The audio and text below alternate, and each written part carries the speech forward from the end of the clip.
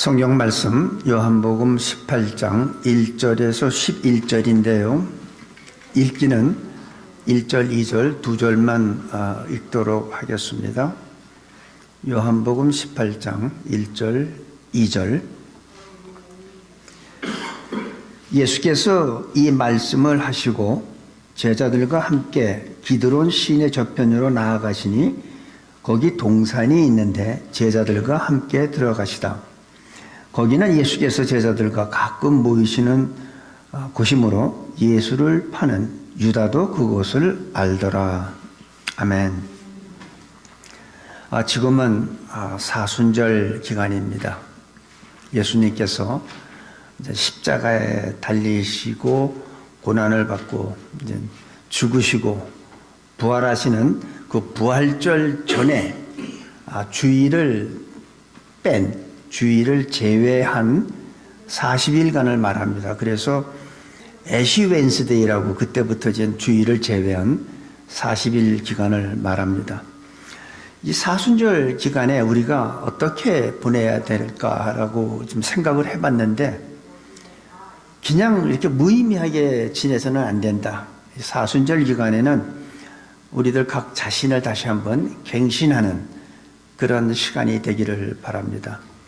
이 40일이라는 그 숫자는 성경적으로 큰 의미가 있어요. 예수님이 공생애를 시작하기 전에 40일 금식 기도를 하셨습니다. 또 모세도 40일 금식을 하고 하나님으로부터 돌판 2개, 다시 말해서 10계명을 받았습니다. 노아의 홍수 때도 40주야를 비가 내렸죠. 뿐만 아니라 가나안 땅에 정탐꾼을 보낼 때도 각 지파에서 12지파에서 한 사람씩 해가지고 12명을 정탐꾼을 보낸 것도 40일 동안 정탐을 했습니다. 또 이스라엘 백성들이 광야에서 40년을 헤맨 것도 갈렙과 여호수아 2사람만 그 가나안 땅에 대해서 긍정적인 보고를 했고 나머지 10명은 그거는 우리가 도저히 감당할 수 없다. 그들은 네피림의 후손이고 우리가 그 아낙 자손을 받느라고 우리들 스스로 보기에 우리는 메뚜기 같다. 이렇게 얘기를 했습니다. 그래서 그들이 정탐한 그 40일, 하루를 1년으로 계산을 해가지고 하나님께서 40년을 광야에서 보내게 했습니다. 그래서 그 말씀이 민수기 14장 34절에 있어요. 하루를 1년으로 계산한다고. 예수님의 사역은 우리가 보면 크게 3가지로 있죠. 가르치시고 고치시고 전파하시는 사역을 예수님은 하셨습니다. 그런데 예수님은 중간에 보이지 않는 사역을 하셨어요. 그 사역이 뭐냐면 기도하는 거예요. 사람들을 다 물리치고 제자들을 물리치고 산에 혼자 오르가셔서 밤늦도록 기도하셨다. 새벽 미명에 기도하셨다. 그래서 예수님의 사역은 공식적으로 보이는 사역은 3가지예요. 가르치고 고치시고 전파하는 거지만 보이지 않는 사역은 기도 사역이었어요. 예수님은 왜 기도를 했을까요? 예수님은 하나님이신데 하나님이면서 땅과 하늘의 모든 권세를 가지신 그 예수님께서 왜 기도를 했어야 될까요? 예수님은 하나님이시지만 인간의 몸을 입고 오셨기 때문에 하나님과 교통하려면 기도가 유일한 수단이었어요. 예수님은 어떤 일이 있으면 그 일을 닥치기 전에 그 일을 만나기 전에 항상 기도로 준비하는 모습을 볼 수가 있습니다. 우리는 살아가면서 고난과 어떤 위기가 찾아올 때가 있죠. 그럴 때 우리는 어떻게 될까요? 우리도 기도해야 돼요. 기도하면 살고 기도하지 않으면 죽습니다. 사람이 음식을 안 먹으면 이 육체가 죽는 거하고 똑같아요. 내 영혼이 예수님을 내가 믿고 영접하면서 살아난 내 영이 기도하지 않으면 이 영은 죽어요. 그래서 우리는 살기 위해서 기도를 해야 됩니다. 우리 이 1절에 보니까 예수께서 이 말씀을 하시고 제자들과 함께 기드론 시내 저편으로 나가시니 거기 동산이 있는데 제자들과 함께 거기 가시는 모습이 나와요. 예수님은 항상 기도했어요. 근데 지금 여기서 왜 이거를, 이 동산이 무슨 동산이에요? 겟세마네 동산. 여러분 많이 들으신 거예요. 겟세마네 동산.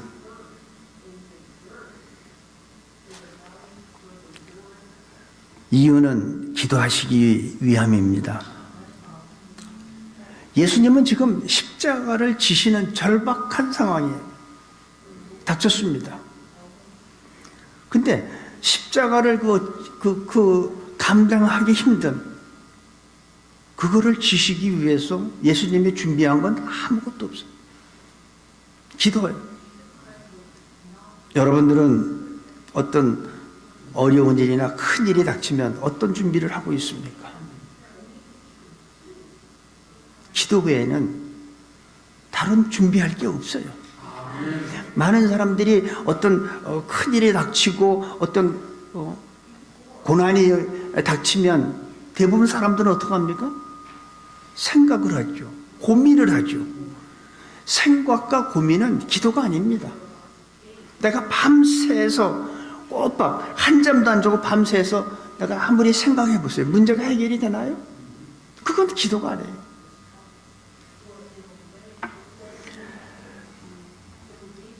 생각이나 고민은 아무리 내가 밤을 자지 못하고 고민했다고 해도 그거는 문제 해결 방법이 아닙니다. 인생에서 고난과 위기가 없는 사람은 하나도 없어요. 많이 배웠든 못 배웠든 돈이 많든 없든 젊은 사람이든 남녀노소 할 거 없이 누구나 다 고난과 위기는 찾아오게 되어 있습니다. 우리는 고난 앞에서 염려하거나 두려워하지 말고 하나님께 기도하는 이 사순절이 됐으면 좋겠어요. 왜냐하면 기도는 모든 상황을 극복하게 하는, 이기게 하는 하나님의 방법입니다. 그래서 하나님은 너희는 기도하라는 거예요. 너희는 부르짖어라. 그럼 내가 응답하겠다는 거예요. 하나님은. 우리가 생각하지 못했던 것, 크고 비밀한 것을 우리한테 응답하고 보여주겠다는 거예요. 그런데 기도 안 해요? 기도 외에는 다른 방법이 없어요. 여러분 어떤 문제가 있을 때 한번 밤새도록 고민해 보세요. 해결됩니까? 안 돼요. 내가 예를 들면 여러분한테 예를 들게 저한테 드릴게요. 내가 암세포가 몸에 생겼어.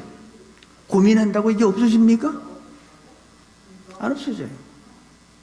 그건 고민이에요. 기도하면 하나님께서, 저는 의사의 손을 통하든 하나님의 기적을 통해서든 문제는 해결된다고 저는 믿습니다. 그래서 이번 이 사순절 기간을 좀 의미 있게 좀 보냈으면 좋겠어요.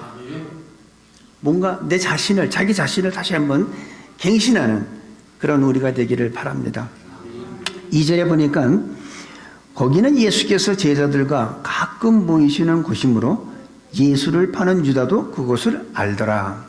여기 보니까 2절에 보니까 제자들과 가끔 습관적으로 가시는 거예요. 기도할 때마다. 그런데 예수님을 팔은, 예수님을 배반한 가룟 유다도 아는 곳이에요. 습관적으로. 여러분들은 습관적으로 찾아가는 곳이 어디입니까? 어디 PC방?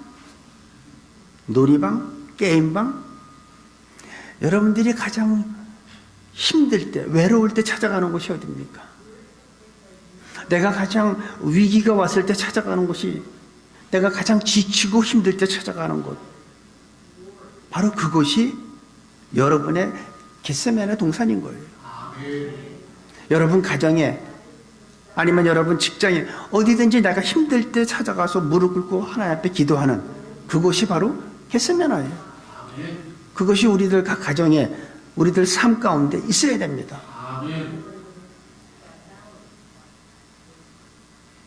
예수님이 지금 여기에서 기도하는 모습은 체포당하고, 예수님은 다 아시죠. 체포당하고 이제 그 감당하기 힘든 십자가를 지기 위해서 너무 싫은 거예요. 그래서 그 누가복음 22장 44절에 42절에서 44절까지 보면 이런 말씀이 있습니다. 누가복음 22장 42절, 43절, 44절 보니까 가라사대 아버지여 만일 아버지의 뜻이거든 이 잔을 내게서 옮기시옵소서.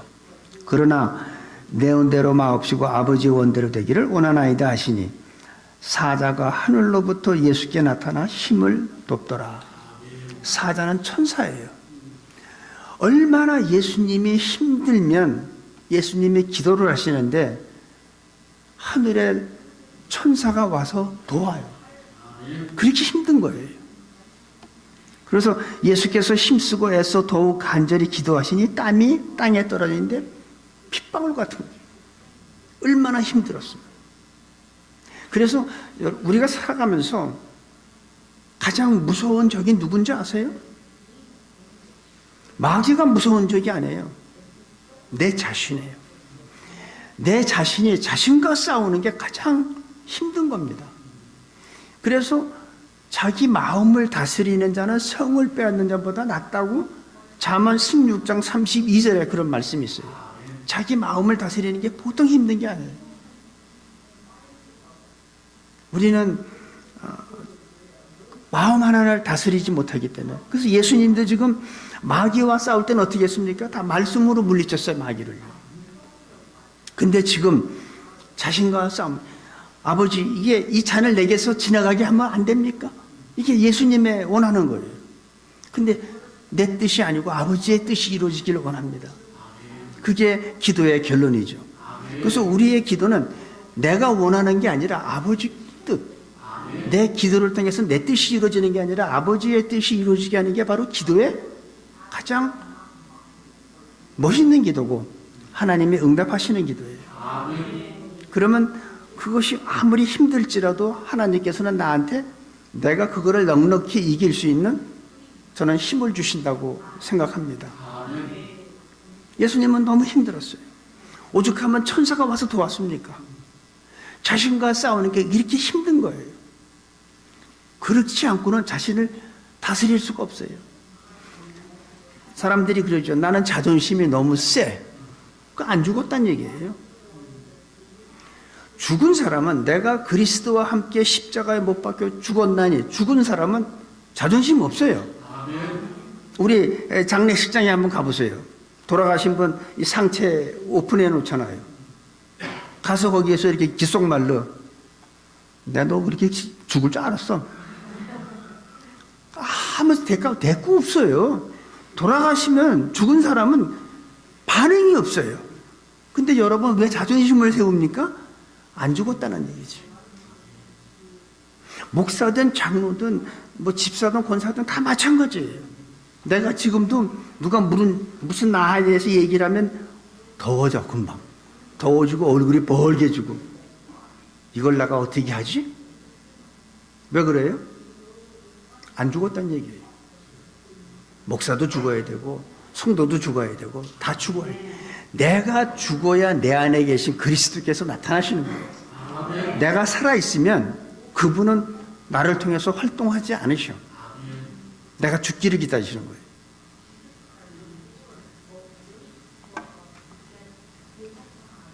특별히 우리는 고난당했을 때 주님께 진심으로 기도할 수 있어야 합니다. 기도는 고난을 극복하게 하는 하나님의 능력이라고 생각합니다. 하지만 우리가 기도하지 않으면 작은 것도 나한테 크게 와요.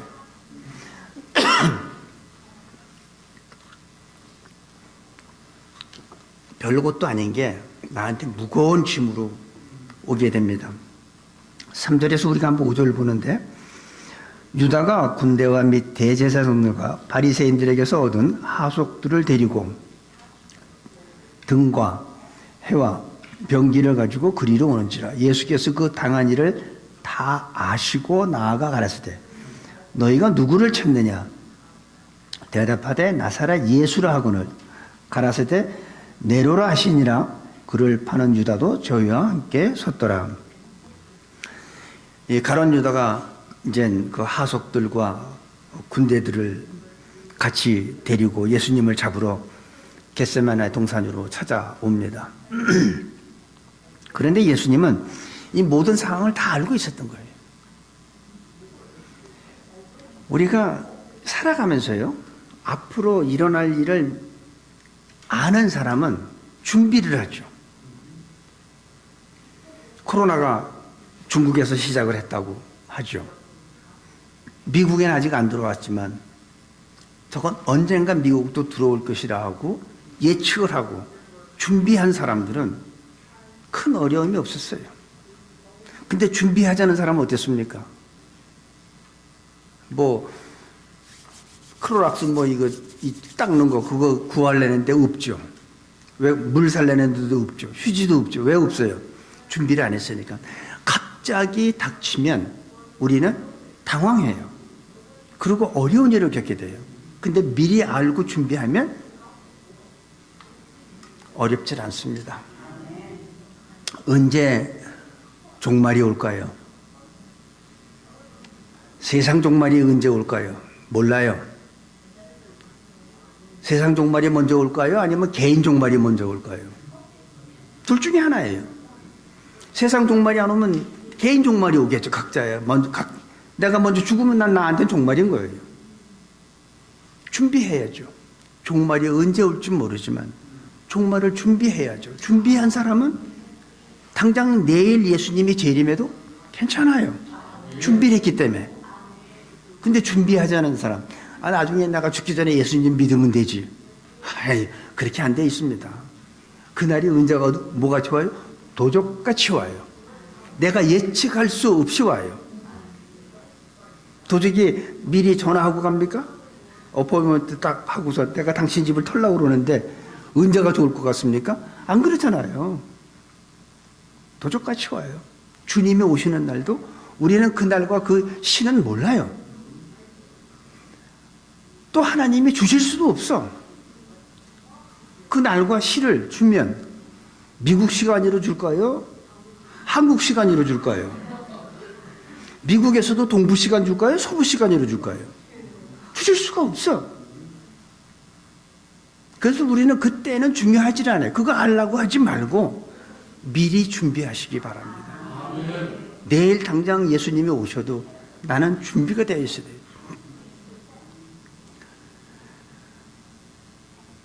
갑자기 찾아오는 그 상황이 되면 그때는 우리는 준비할 수가 없습니다. 너무 늦은 거예요. 예수님이 누구를 찾느냐 이렇게 물으니까 나사렛 예수라고 대답합니다. 그러니까 예수님이 그 나야. 아마 제자들 같았으면 내가 베드로를 찾는다 그랬으면 베드로가 아까 그 저로 내려갔잖아 이렇게 했을 거야 아마. 근데 예수님은 바로 나다. 당신들이 찾는 사람이 바로 나다. 이렇게 예수님이 하시는 모습 보면 예수님의 모습에서 얼마나 여유가 느껴집니까? 왜? 준비를 다 했기 때문에. 그런데 이 상황이 이상해요. 예수님을 잡으러 온 자들이 보세요. 6절에 보니까 저희가 예수께서 저희에게 내려오라 하실 때 저희가 물러가서 땅에 엎드려지는지라. 아니 예수님을 잡으러 온 자들이 내가 누구를 찾느냐니까 나사렛 예수라니까 나야. 그러니까 그 사람들이 어떻게 했어요? 그럼 잡으면 될 텐데 가서 엎드려졌어요. 뒤로 물러가서 엎드렸어요. 누가 충격받았어요? 잡으러 온 자들이 충격받았어요. 왜 그랬을까요? 예수님의 영적 권위에 그들이 무릎을 꿇고 엎드려진 거예요. 기도하는 사람한테는 영적 권위가 있습니다. 그래서 예수 믿는 게 중요한 게 아니라 나한테 영적 권위가 있느냐? 그건 누가 알아봐줘요? 악한 영들이 알죠. 여러분들이 이런 이렇게 어떤 통계로 보는 거 말고 진짜 그 악한 영이 들어서 왜 점을 치든지 왜 무당하시는 분들 있잖아요. 그들한테는 악한 영이 그 사람들을 지배하잖아요. 우리는 누가 지배해요? 거룩하신 하나님의 영이 지배하잖아요. 그러면 하나님의 영과 악한 영이 만났을 때 아무런 일이 안 일어나면 어떻게 돼요? 둘 중에 하나는 가짜죠. 이게 악한 영이 주장하지 않든지 나에게 하나님의 영이 없든지 둘 중에 하나예요. 근데 둘 다 있다면 어떤 일이 벌어질까요? 이들이 하나님의 영인 영적 권위 앞에 이들은 엎드러지게 되어 있다는 거예요. 여러분들은 악한 영과 대적했을 때 그런 영적 권위가 있습니까? 있어야 돼요. 왜? 나는 보잘것없지만 내 안에 계신 분이 위대하시기 때문에, 내 안에 계신 분이 전능하시기 때문에 그 영을 믿고 우리는 이 세상을 넉넉히 이기는 거예요. 근데 사람들은 너무 두려워하고 세상과 사람들을 너무 두려워하잖아요.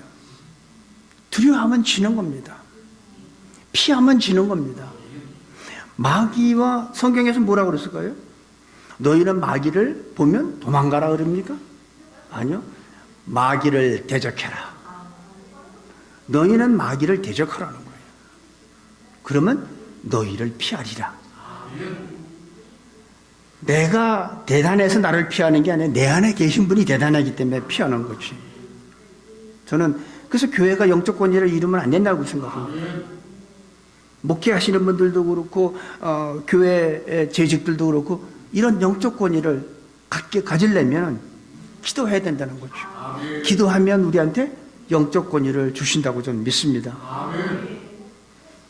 직분은 중요하지 않아요. 내가 그래도 장로인데, 내가 그래도 권사인데 필요 없어요. 귀신들은 다 알아요. 요거 믿음도 없는 게 어디서 직분 하나 받아가지고 갖고 놀아요.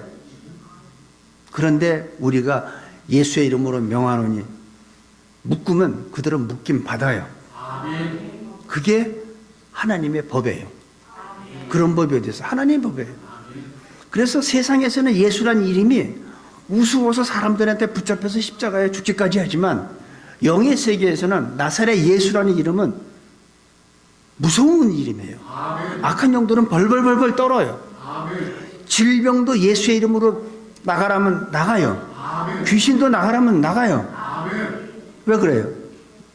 내가 능력이 있는 게 아니라 그 예수의 이름에 능력이 있기 때문에 그런 겁니다. 우리는 사람과 세상을 두려워하지 말아야 합니다.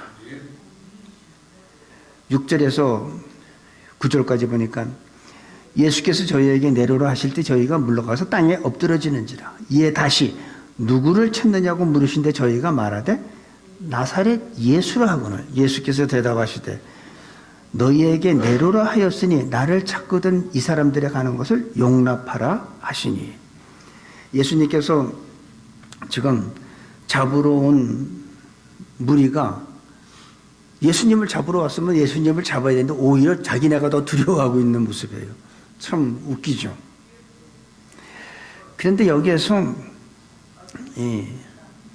기도하는 사람과 기도하지 않는 사람의 차이를 우리가 볼 수가 있습니다. 기도하는 사람한테는 하나님께서 주시는 어떤 그 권위가 있어요. 영적 권위가 있어요. 그 영적 권위 가지고 우리가 세상에 나갈 때 이 나를 예수님을 잡으러 온 자들이 엎드러지는 것 같이 세상에서도 우리 영적 권위 가진 하나님의 영이 충만하게 있는 자들한테는 그들이 무릎 꿇게 되어 있어요. 엎드려지게 되어 있어요. 근데 반대로 기도하지 않는 사람한테는 영적 권위가 없습니다. 목사라 해도 영적 권위가 없어요. 그러니까 악한 영한테 망신을 당하죠. 우리 사도행전에 보면은 재미나는 일이 있어요. 바울이 예수의 이름으로 귀신을 내쫓고 병도 고치고 하니까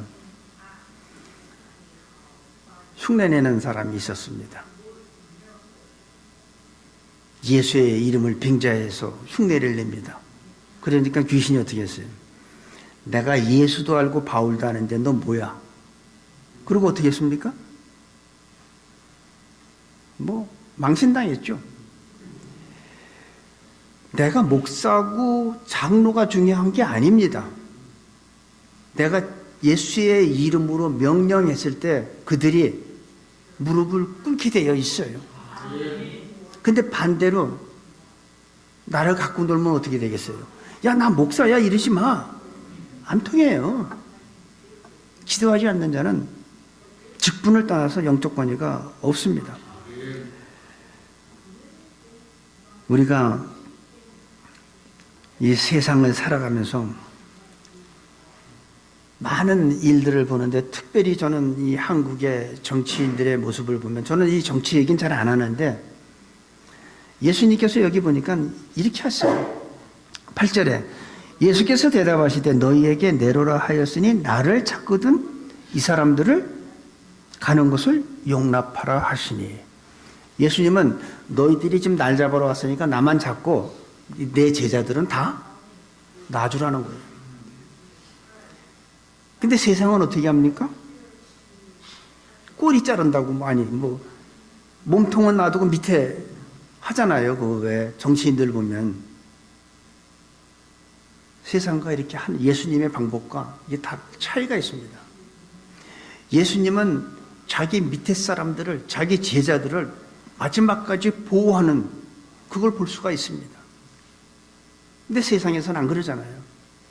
야, 네 선에서 네가 그냥 책임지고 한 몇 년 살다 나와. 참 무책임하고 자신이 살아남기 위해서 아랫사람을 희생시키는 것이 세상의 일반적인 거죠. 근데 예수님은 마지막까지 자기 제자들을 보호하고 배려하는 모습을 우리가 볼 수 있습니다. 그래서 우리 교회에서도 좀 그랬으면 좋겠어요. 좀 직분자들은 예수님을 믿은 지 오래되신 분들은 지금 교회에서 우아래가 있는 건 아니지만은 그래도 오래 믿은 사람들이 직분 있는 사람들이 초신자들을 배려하고 보호하고 사랑하고 하는 것이 예수님의 방법이라고 저는 생각합니다. 10절 11절 보니까 이에 시몬 베드로가 검을 가졌는데 이것을 빼어 대제사장의 종을 쳐서 오른편 귀를 베어버리니 그 종의 이름은 말고라. 예수께서 베드로더러 이르시되 검을 집에 꽂으라. 아버지께서 주신 잔을 내가 마시지 아니하겠느냐 하시니라. 여기서 우리가 볼 수 있는 게 베드로와 예수님의 모습을 우리가 비교를 해볼 수 있습니다.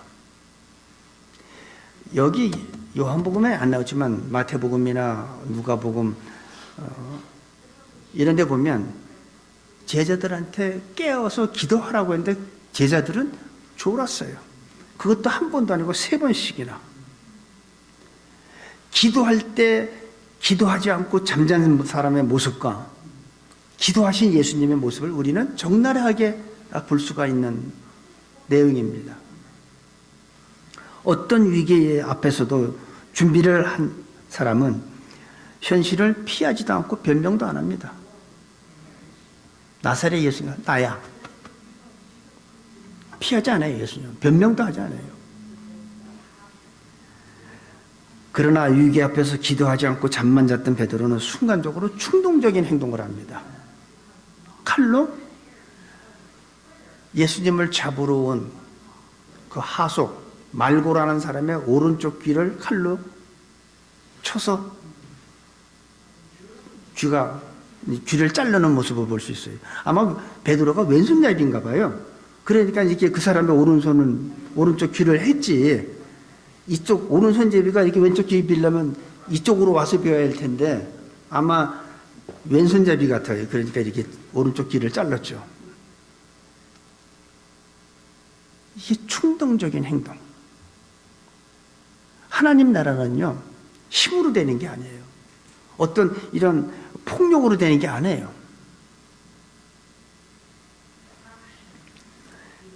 아주 순간적으로 칼을 빼서 그 제사장의 그 하인을 말고란 사람의 그 오른쪽 귀를 베어버리는 모습을 볼 수가 있습니다. 여기서 베드로의 모습을 보면 누가 생각납니까? 저는 내 자신이 생각났어요. 혈기왕성하고 인간적인 우리와 똑같은 베드로의 모습이 아닌가. 여러분들은 당황되고 갑자기 이런 위기가 오면 이렇게 충동적이고 흥분되는 일을 안 합니까? 우리하고 똑같은 모습인 것 같아요. 평소 기도하지 않은 사람은 혈기를 부리며 충동적인 행동을 하지만 이 순간적이고 충동적인 행동이 그 사람의 믿음을 나타내는 것이라고 저는 100%는 아니지만 그래도 그 사람의 좀 믿음이 그 정도가 아닌가라고 저는 한번 생각을 해봅니다. 내가 기도를 많이 하면 예수님은 항상 기도하시면서 하나님과 교통하셨어요. 그래서 예수님이 하신 말씀은 우리가 요한복음 12장에 보면 이런 말이 있습니다. 12장 49절 제가 읽을게요. 내가 내 자유로 말한 것이 아니요 나를 보내신 아버지께서 나의 말할 것과 이룰 것을 친히 명령하여 주셨으니 예수님은 자유로 말씀하시질 않았어요. 기도하니까 하나님하고 교통하니까 하나님께서 예수님이 하신 말씀을 주신 거예요. 그래서 우리 삼위일체 하나님은 동일한 말씀이에요. 우리가 성령님도 그래요. 성령 하나님도 자유로 말씀하시지 않습니다. 그러하나 요한복음 16장 13절에 보니까 그러하나 진리의 성령이 오시면 그가 너희를 모든 진리 가운데로 인도하시리니 그가 자유로 말하지 않고 오직 듣는 것을 말하시며 장래일을 너희에게 알리시리라. 그러니까 하나님의 말씀이나 예수님의 말씀이나 성령님의 말씀이 같다는 거예요. 예수님도 자유로 말씀하시는 게 아니고 오직 아버지께서 하신 말씀을 주시고 성령도 자유로 말하는 게 아니라는 말이에요. 주시는 말씀, 하나님께서 그래서 성부, 성자, 성령이 말씀이 같다는 거예요. 자유로 말하는 게 아니에요. 근데 우리는 너무나 자유로 말하고 내 생각대로 말하고 하나님하고 기도하는 사람은 충동적인 행동을 하지 않는다는 겁니다. 하나님께서는 그를 용서해라. 네가 그를 용서하고 그의 얼굴을 보고 웃는 것이 곧 내게 웃는 것이다라고 하나님은 말씀하십니다. 왜? 기도하면 하나님이 그런 마음을 주시니까 내가 가장 미워하는 사람도 하나님께서는 용서하라고 그래요. 사랑하라고 그래요. 그게 바로 나를 사랑하는 거다. 네가 그를 사랑하는 게 나를 사랑한다고. 왜? 하나님께서 그걸 원해요. 그러면 어떻게 돼요? 기도하는 사람은 순종해야죠. 내가 저 사람이 미웠는데 미워하지 말래요. 그래서 진짜 하나님의 능력 중에 능력은 죽은 자 살리는 것보다 더 큰 능력은 용서할 수 없는 사람 용서하는 거예요. 사랑할 수 없는 사람 사랑하는 거예요. 여러분 왜 사람 간에 이렇게 인간관계가 틀어집니까? 왜 부부간에 사이가 틀어집니까? 사랑하지 않기 때문에 그래요. 좋을 때만 사랑하는 거예요. 나한테 이번에 결혼기념일이라고 또 뭐 해줬네, 생일이라고 뭐 해줬네. 그럴 때는 사랑하다가 빼먹으면, 깜빡 까먹으면 어떻게 돼요? 우린 처음부터 안 맞았어. 그렇잖아요. 왜 그래요? 조건이 맞을 때는 사랑하고 조건이 안 맞으면 헤어지는 거예요. 그건 우리가 내가 원하는 물건이 쌀 때는 사고 세일하지 않을 때는 안 사는 거잖아요. 여러분 마켓 가가지고 쌀이 없어서 쌀 사러 갔는데 세일 안 한다고 안 사고 그냥 오잖아. 응? 왜 그래요? 조건이 안 맞는다 이거지. 라면이 지난주에 세일했는데 오늘 보니까 세일 안 하네? 안 사잖아요. 그 똑같은 거예요. 조건이 맞으면 사랑하고 조건이 안 맞으면 사랑하지 않는 거는 그건 사랑이 아니에요. 사랑은 그러함에도 불구하고 사랑하는 거예요. 그게 예수님이 원하는 삶이에요. 모든 그리스도인들이 그렇게 살아야 된다는 거죠. 그게 바로 하나님의 능력이고 그게 바로 권위입니다. 남들이 다 하는 게 아니에요. 왜 당신은 결혼하기 전에 나한테 이렇게 잘해줬는데 왜 결혼한 다음에 이렇게 달라졌어? 그 남편 뭐라고 그래요? 에이, 이 사람은 잡은 물고기한테 누가 미끼를 줘? 줘야죠. 더 줘야죠. 끊임없이 줘야지. 그게 세상 사람들의 방법이에요. 근데 예수 믿는 우리들은 생각을 좀 이번 사순절 기간 동안에 좀 바꿨으면 좋겠어요. 하나님이 기뻐하시는 생각으로.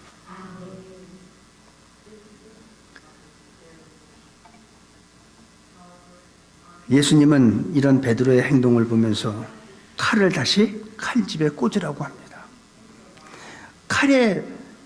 칼이 있어야 할 장소는 칼집이에요. 칼집에 있어야 안전합니다. 칼이 칼집에서 나오면 위험해요. 누구를 다치게 할 수 모릅니다. 칼은 무력이죠. 어떤 힘을 상징할 수 있고. 근데 그런 것으로는 하나님 나라가 이루어지지 않습니다. 예수님은 마지막까지 십자가에 돌아가시면서 못 박는 자들을 위해서도 기도했어요. 아버지, 저들의 죄를 용서해달라고. 저들이 모르고 하는 짓이라고. 오늘부터 우리는 서로 간에 오해가 없게 되기를 바랍니다. 왜? 상대가 모르고 할 수가 있잖아요. 모르고. 그 사람은 난 정말 다른 사람은 내가 다 용서해도 그 사람은 내가 용서 못하겠어. 왜 그럴까요? 내가 자존심이 살아있기 때문에. 내가 그리스도와 함께 십자가에 못 박히는 사순절 기간이 되시기를 바랍니다. 세상의 권력은 칼을 사용합니다. 근데 여기서 더 놀라운 사실은요, 이 예수님의 모습을 보면은 예수님은 이 말고 이 길을 베드로가 잘랐는데 그걸 다시 예수님은 고쳐주세요. 다시 떨어진 길을 골든타임 놓치지 않고 얼른 붙여주시는 걸 볼 수 있어. 여기서 예수님이 왜 그걸 붙여주셨을까요? 베드로한테 뭐를 보여주시기 위한 걸까요? 예수님은 하나님의 나라는 그런 폭력으로 되는 게 아니라는 거죠. 그리고 뭘 강조하시는 거예요? 베드로한테 폭력보다는 치유, 미움보다는 사랑, 그것이 바로 해결책이라는 거죠. 예수님의 모습에서 우리가 발견할 수 있는 것은 사랑과 용서와 치유라는 겁니다. 폭력으로 내가 저 사람 어떻게 보복하지? 머리로 막 계산해. 내가 이걸 어떻게 망신을 주나? 내가 요만큼 당했는데 난 배로 갚아줘야 되는데 이걸 어떻게 하지? 그거 하지 말라는 거예요. 치유해 주라는 거예요. 용서해 주고 용납하고 배려해 주고 사랑하라는 거예요. 그게 하나님의 방법이라는 거예요. 그래서 베드로 앞에서 예수님은 말고의 그 떨어진 길을 다시 고쳐주십니다. 이게 예수님의 모습이에요. 우리는 자신을 괴롭히는 사람을 위해 기도해야 합니다. 왜냐하면 내가 기도하지 않으면 난 절대 그 사람을 용서할 수가 없어. 내 마음은 그 사람을 용서할 수 있는 마음이 없어요. 근데 기도하면 하나님이 나한테 용서할 수 있는 마음을 주니까 용서가 되는 거죠. 그러니까 기도해야죠. 여러분 미워하는 사람이 있습니까? 그 사람을 위해서 오늘부터 부활절 날까지 기도하세요. 그럼 내가 그 사람을 미워하는 마음이 부활절 날 사랑하는 마음으로 부활될 줄을 믿습니다. 자신을 괴롭히고 힘들게 하는 사람을 보복하든지 아니면 나 그 사람은 안 보면 돼. 보복하는 사람은 좀 이게 더 강한 사람이고 안 보지. 내가 안 보고 말지. 그 사람은 그 사람보다는 조금 낫지만 예수님은 안 보라는 게 아니에요. 그 사람을 끌어안으라는 거예요. 사랑하라는 거예요. 그게 예수님이 원하는 믿는 자들의 모습입니다. 저는 이 사순절 기간을 우리가 다시 한번 예수님께서 보여주신 이 말씀을 보면서 우리 자신을 갱신하는 계기가 되기를 바랍니다. 예수님은 자신을 잡으러 온 자들한테 피하지도 않고 변명하지도 않았어요. 너희들이 잡으러 온 사람이 나니까 내 제자들은 그냥 놔줘라. 아랫사람을 배려하는 모습을 또 우리가 보았습니다. 성경에서 이렇게 보여준 거는 왜 보여줬을까요? 우리들도 그렇게 살라는 거죠. 우리들이 그렇게 살아야지 예수님이 바로 기뻐하시고 그것이 예수님이 원하는 삶이라고 저는 생각합니다. 그런데 대부분 사람들은 어떻게 합니까? 내가 미워하는 사람 그 동네는 안 가는 건 고사하고 그쪽 방향을 쳐다보지도 않으려고 해요. 이러다가 그쪽이 저기지 하고서 얼른 고개 돌리고 그거 하지 말라는 거예요.